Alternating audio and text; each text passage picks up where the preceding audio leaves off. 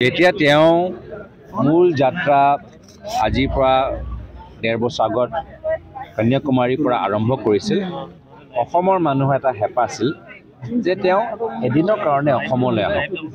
সেই সময়ত তেওঁ নোৱাৰিলে, যিহেতু দক্ষিণৰ পৰা উত্তৰলৈ তেওঁ এটা মহান ঐতিহাসিক যাত্ৰা অতিক্ৰম কৰিছে। আজি তেওঁ মাত্ৰ এদিনৰ কাৰণে নহয়, প্ৰায় ৭-৮ দিনৰ কাৰণে আজি অসমলৈ আহিছে। পূৰ্বৰ পৰা পশ্চিমলৈ, উত্তৰ পূৰ্বৰ পৰা পশ্চিম এটা দীঘলীয়া এটা যাত্ৰা তেওঁ আৰম্ভ কৰিছে। মই ভাবিছোঁ এই যাত্ৰাৰ যোগেদি তেওঁলোকে যথেষ্ট সাধাৰণ মানুহক ওচৰৰ পৰা লগ পাইছে আৰু বহুত মানুহৰ আৱেগ আজি তেওঁ বুজি পাইছে। বিশেষকৈ অসমত যেতিয়া আহিব, অসমৰ মানুহে আজি কংগ্ৰেছ দলটো কিমান ভাল পায়, ৰাহুল গান্ধী ডাঙৰীয়া তেখেতৰ এই যাত্ৰাৰ কাৰণে কিমান শলাগ লৈছে। আৰু আমি পৰৱৰ্তী দিনত ভৱিষ্যত অসমে ভাৰতৰ যেতিয়া আমাৰ ইণ্ডিয়া এলায়েন্সৰ চৰকাৰ হ'ব, আমি সকলোৱে কি বিচাৰোঁ, এই গোটেইবোৰ কথা তেওঁ জানিবলৈ এটা গুৰুত্বপূৰ্ণ এটা মঞ্চ পাইছে, প্ৰক্ৰিয়া পাইছে। আৰু আজি এটা আনন্দ এটা দিন, উৎসাহৰ দিন। আজি তেখেতৰ লগত যথেষ্ট ৰাজ্যিক আৰু আন্তঃৰাজ্যিক আৰু ৰাষ্ট্ৰীয় মিডিয়া মানুহবোৰ আহিছে। আমি নিজৰ উজনি অসমৰ আমাৰ ইয়াত যে আমি সকলোৱে এটা মিনি ভাৰত হিচাপে ইয়াত বাগান, হিন্দী স্পিকিং, অসমীয়া, বঙালী, ভাষা সংখ্যালঘু আমি যে সকলোৱে একগোট হৈ আছোঁ, শান্তিত আছোঁ, এই কথাবোৰ আমি দেখাবলৈ আজি এই যাত্ৰাৰ যোগেদি আমি পাৰিম।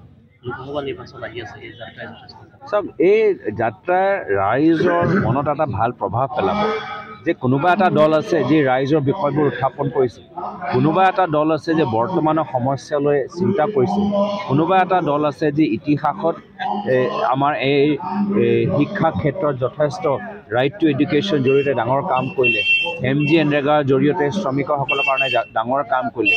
তো নিশ্চয় ৰাইজৰ মনৰ ওপৰত এটা ভাল প্ৰভাৱ পেলাব। তথাপিও এই যাত্ৰা আপোনালোকে দেখা পাইছে, এই যাত্ৰা মানুহৰ মাজত এটা নতুন শক্তি সৃষ্টি কৰিছে। যিহেতু বৰ্তমানৰ পৰিৱেশত বিজেপিয়ে ভয়, ভাবুকি, দমন, অত্যাচাৰ, পুলিচ, ED, ইনকাম টেক্স এইবোৰ চব কৰি মিডিয়াসকলক, যুৱকসকলক, শিক্ষকসকলক, সামাজিক সংগঠনসকলক একদম কব্জা কৰি ৰাখিবলৈ বিচাৰিছে। কিন্তু আজি তেওঁলোকে এই যাত্ৰাৰ যোগেদি বিভিন্ন এই সমাজৰ অংগবোৰ শক্তি পাব আৰু নিজৰ মুখখনটো মুকলি তেওঁলোকৰ কথাবোৰ ক'বলৈ এটা শক্তি পাব। এই শক্তি যে আমি দিছোঁ ৰাইজক, এই প্ৰভাৱটো নিশ্চয় অনাগত লোকসভা নিৰ্বাচনত দেখা পাব।